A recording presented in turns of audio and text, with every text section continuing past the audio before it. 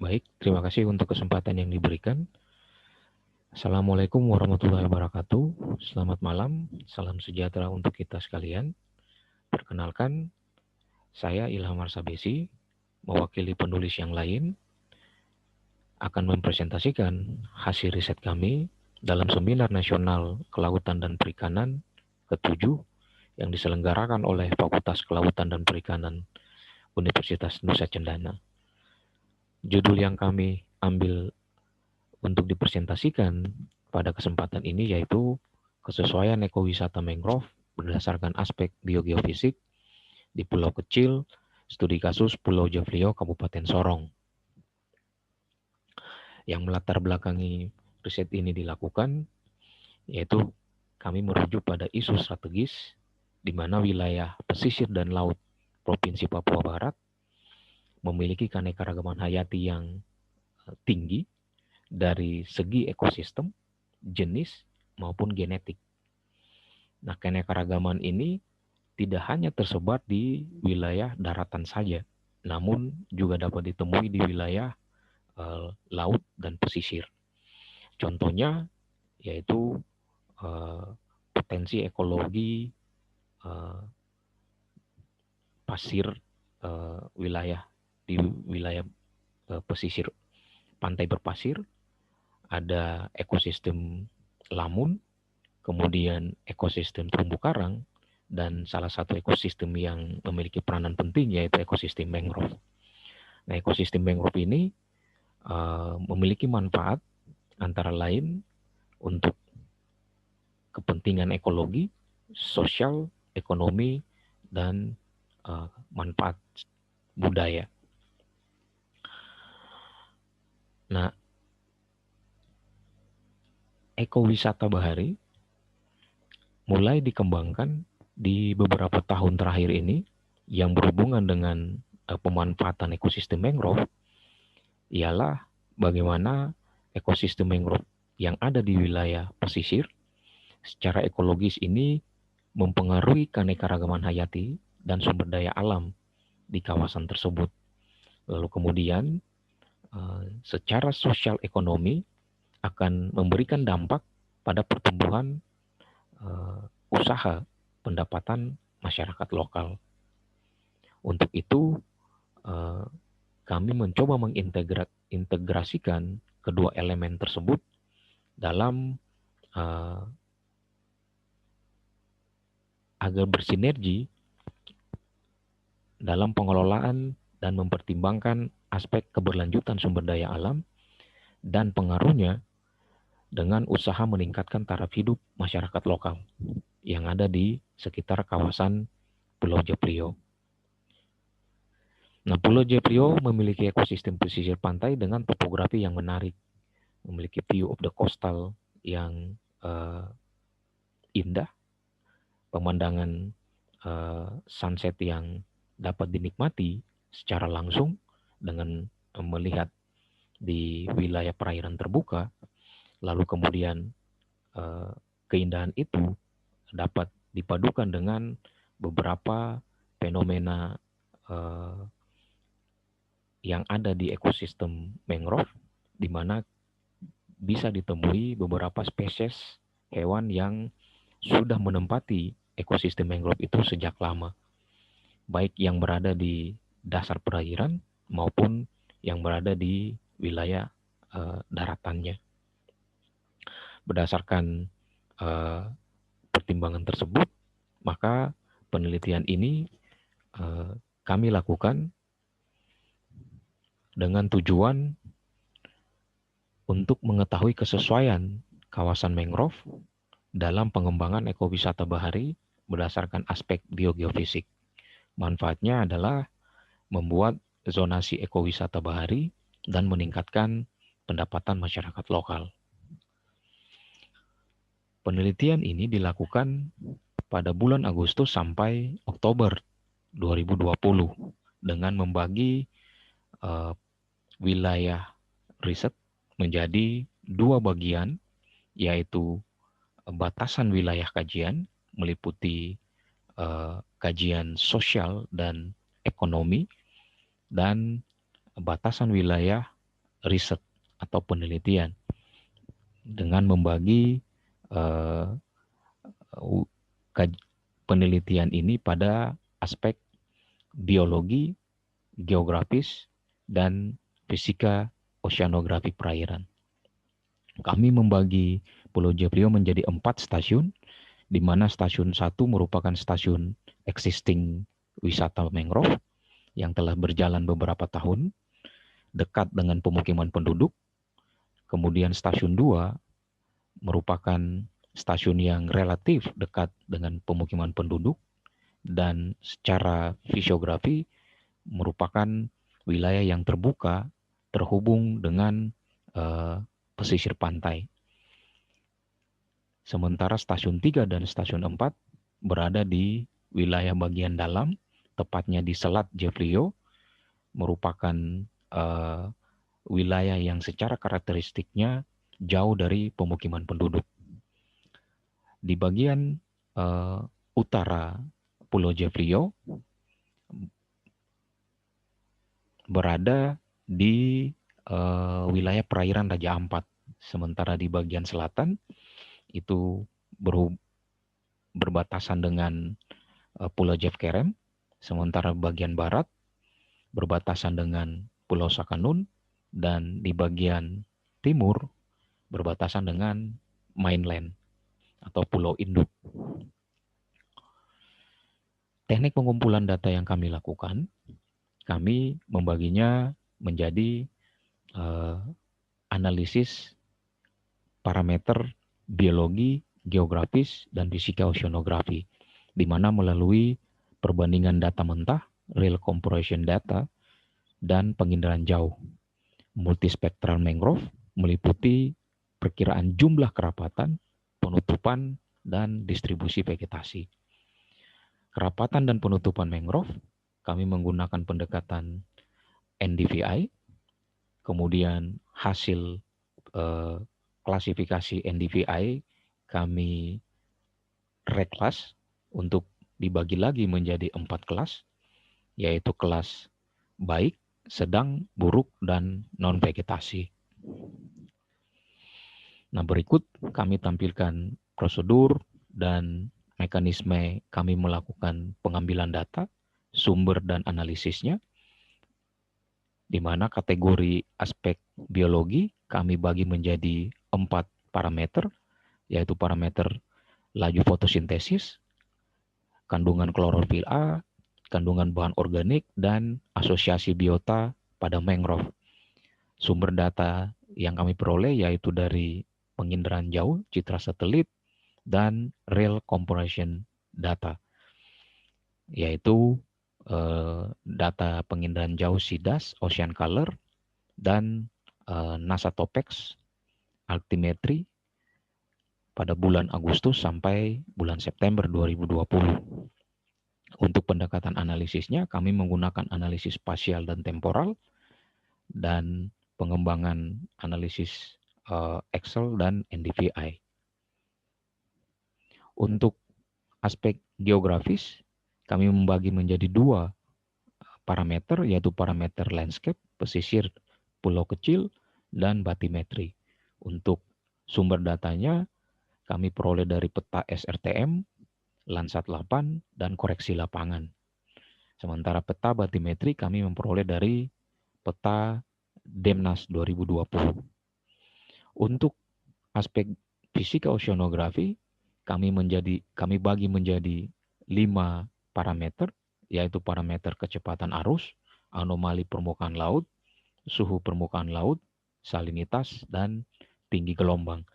Untuk sumber datanya, ini sumber data yang kami komparasi, yaitu dari satelit altimetri NASA Topex maupun dari SIDAS Ocean Color. Untuk analisisnya, kami menggunakan pendekatan analisis spasial dan temporal. Nah, untuk indeks kesesuaian ekowisata mangrove di Pulau Jeprio, kami menggunakan pendekatan yang dikembangkan oleh Yulianda 2019, di mana klasifikasi IKW dibagi menjadi 4 kategori, yaitu kategori sangat sesuai dengan nilai 83-100%, kategori sesuai 50 sampai kurang dari 83%, kategori sesuai bersyarat 17 sampai kurang dari 50%, dan kategori tidak sesuai kurang dari 17%. Hasil dan pembahasan yang perlu kami sampaikan bahwa ekosistem mangrove Pulau Jeplio tumbuh pada satu zonasi atau single zoning, didominasi oleh jenis Rhizopora sp dan Avicennia sp.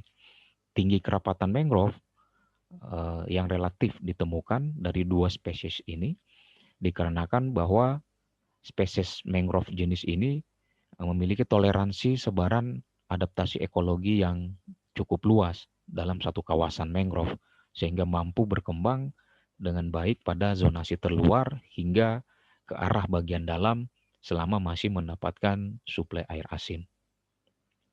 Untuk perhitungan NDVI, distribusi spesies mangrove lebih banyak ditemukan pada stasiun 3 dan stasiun 4 di sepanjang Selat Jeplio, memiliki persentase tutupan mangrove 47,71% dan 45,61%, sedangkan kerapatan 18,66% dan 15,33%. Pada stasiun 2, distribusi spesies mangrove cenderung merata pada luasan area dengan tutupan sebesar 45,23% dan kerapatan 16,33%. Hal yang berbeda ditemui pada stasiun 1. Tutupan mangrove relatif lebih rendah, yaitu sekitar 41,73%, dan kerapatannya juga relatif rendah sekitar 14,33%. Kondisi ini diasumsikan berdampak akibat adanya pembangunan beberapa fasilitas pendukung untuk kegiatan wisata mangrove yang secara existing sudah berjalan beberapa tahun sebelumnya. Nah, pengelolaan yang belum sempurna di stasiun 1 ini memberikan efek terhadap penurunan dari kerapatan maupun tutupan mangrove di wilayah tersebut. Nah, besarnya nilai kerapatan relatif mangrove pada stasiun 3 memberikan informasi bahwa mangrove pada lokasi tersebut memiliki pertumbuhan yang relatif baik secara alami. Untuk aspek biogeofisik, diketahui bahwa kondisi perairan ekosistem pesisir itu sangat mempengaruhi produktivitas dan fungsi dari ekosistem tersebut. Faktor habitat sangat berpengaruh terhadap komposisi penyusun ekosistem. Bahkan perubahan kualitas habitat secara kompleks itu dapat mengakibatkan pergeseran vegetasi penyusunnya. Nah, kualitas perairan adalah salah satu komponen yang paling dinamis, dapat berubah sepanjang waktu karena pengaruh antropogenik, juga dapat ditimbulkan karena dinamika laut, perubahan musim, dan cuaca. Kualitas perairan pesisir dan laut itu tidak hanya dicerminkan oleh kondisi kualitas airnya, tetapi juga dapat ditentukan oleh kualitas dari biota, termasuk kualitas dari ekosistem yang ada di dalamnya. Nah, untuk parameter biologi, kami melakukan pengukuran antara lain kandungan bahan organik, fotosintesis, klorofil A, dan biota yang berasosiasi dengan mangrove yang berada dalam substrat perairan. Hasil yang kami peroleh, kandungan bahan organik di perairan pesisir Jeplio berada pada kisaran 35 sampai 40 mg per liter. Untuk kandungan klorofil A sebesar 0,011 sampai 2,95 mg per liter. Kandungan fotosintesis berkisar antara 40 sampai 42,6 miligram karbon meter kubik per hari, dan distribusi biota substrat mangrove sebanyak 5 spesies. Dari hasil ini diketahui bahwa parameter biologi berada dalam kondisi yang ideal. Untuk status perairan dari parameter biologi dapat disimpulkan bahwa perairan berada dalam kategori mesotropik, yaitu perairan yang mempunyai suplai bahan organik sedang, perairannya relatif keruh, lebih banyak sedimen dan bahan organik, serta aktivitas biologi mulai muncul di beberapa wilayah permukaan perairan. Untuk parameter geografis, kami melihat pada letak tutupan lahan, kelas lereng, dan batimetri. Geografis Jeplio diketahui merupakan pulau kecil dengan luas sekitar 261,3 hektar, terpisah dari pulau induk. Parameter geografis Pulau Jeplio berada pada kategori sesuai dan sesuai bersyarat. Untuk klasifikasi lereng pantai terbagi menjadi 2 zona, yaitu zona bagian barat memiliki fisiografi yang cenderung datar dengan nilai 0 sampai 8%, dan geografis yang landai dengan nilai 8 sampai 15%. Nah, zona ini relatif berada di wilayah yang dekat dengan pemukiman penduduk dan cenderung bertepatan langsung dengan perairan terbuka di wilayah bagian barat. Sementara di zona bagian timur itu memiliki fisiografi yang curam sekitar 25 sampai 45% hingga sangat curam, yaitu lebih dari 45%. Zona ini berada di wilayah bagian timur, merupakan wilayah yang dibatasi oleh Selat Jeplio, membagi Pulau Jeplio dengan Pulau Induk, sehingga memiliki karakteristik yang cenderung berbeda dengan wilayah di bagian barat yang relatif landai dan datar. Untuk batimetri, kedalaman rata-rata perairan pesisir yang berada di bagian barat itu relatif dangkal, yaitu ditemui pada stasiun 1 dan stasiun 2 sebesar 0,75 sampai 1,5 meter. Dan perairan cenderung dalam itu didapati pada wilayah bagian timur, tepatnya di Selat Jeplio dengan kedalaman 2 sampai 3 meter. Tutupan lahan bagian barat itu didominasi oleh pemukiman penduduk dan lahan terbangun, sedangkan bagian timur terlihat masih relatif alami, tidak ada pemukiman penduduk dan memiliki tutupan juga kerapatan mangrove yang tinggi. Hal ini sesuai dengan pendapat Sadik et al. 2017 bahwa kemiringan pantai ideal untuk ekowisata mangrove adalah wilayah yang cenderung datar, landai dengan kedalaman 0 sampai 3 meter. Parameter fisika oceanografi yang kami amati yaitu kecepatan arus dengan nilai 0,1 sampai 0,3 meter per detik, anomali paras laut 0 sampai 0,30 meter, kecerahan perairan 40 sampai 80%, gelombang 0,30 sampai 0,45 meter, suhu permukaan laut 29 sampai 31 derajat Celcius, dan salinitas antara 26 sampai 31 ppt. Untuk parameter fisika oceanografi, perairan di sekitar Pulau Jeplio diketahui bahwa ada faktor eksternal dan faktor internal yang berperan dalam siklus perubahan fisika oceanografi di perairan tersebut. Faktor eksternal antara lain yaitu letak fisiografinya, di mana berhubungan dengan laut terbuka, ada suplai pasang surut, lalu kemudian ada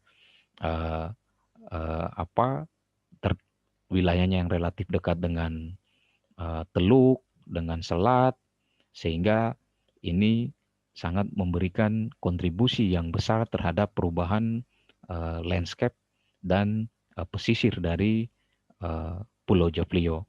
Lalu kemudian faktor internal ini berkaitan dengan topografi dasar laut dan juga runoff yang bersumber dari beberapa sungai yang berada di mainland maupun air yang berada di bagian permukaan. Kesimpulannya bahwa aspek biogeofisik yang ada di Pulau Joplio pada ekosistem mangrove itu berada dalam kondisi yang ideal atau sesuai untuk kegiatan ekowisata. Nah, aspek ini tentunya dapat dikembangkan untuk kegiatan ekowisata bahari secara luas, termasuk untuk kegiatan trekking pesisir, ekowisata berenang, dan ekowisata snorkeling. Demikian yang dapat kami sampaikan. Terima kasih kami ucapkan kepada Direktorat Riset dan Pengabdian Masyarakat, Direktorat Jenderal Penguatan Riset dan Pengembangan Kementerian Pendidikan dan Kebudayaan Republik Indonesia atas bantuan pendanaan penelitian tahun 2020. Terima kasih juga untuk pemerintah Kabupaten Sorong dan khususnya untuk Kepala Kampung beserta seluruh masyarakat Joplio. Dan tidak lupa kami menyampaikan terima kasih kepada seluruh tim peneliti dalam riset ini. Demikian, kurang dan lebihnya kami mohon maaf. Wassalamualaikum warahmatullahi wabarakatuh. Selamat malam.